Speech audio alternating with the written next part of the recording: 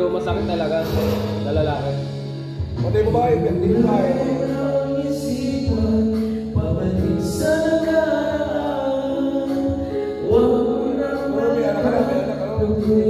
Dalawa yung anak ko.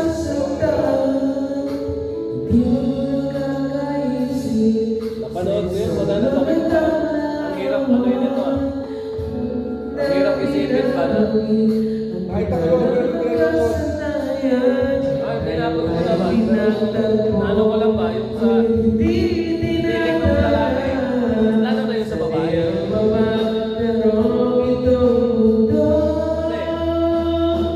Ex-wife niya eh, tapos dalawang anak eh. Pagkagawa yung babae doon. Ha? Pagkagawa yung babae. Oo, wala, hindi na lang. Magkagawa yung babae. Oo. Pero siguro divorce na yun.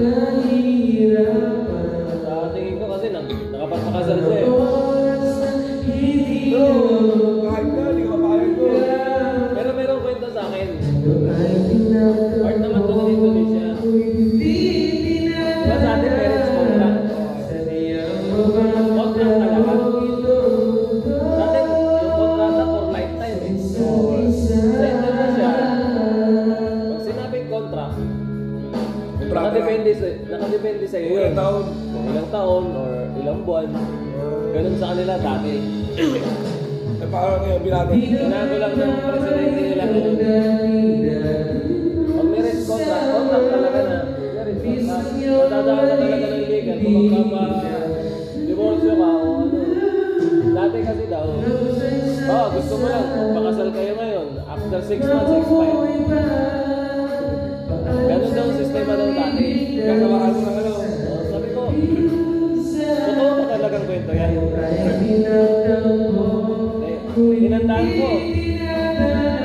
Sinasakpa ko. Yun din ako, tinutulungan eh. Yung mga medyo mahirap na. Totoo daw talaga.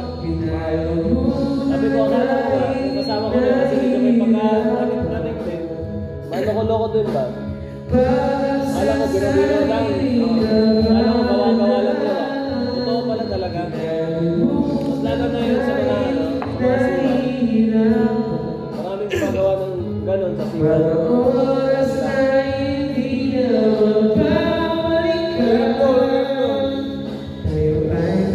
Pero,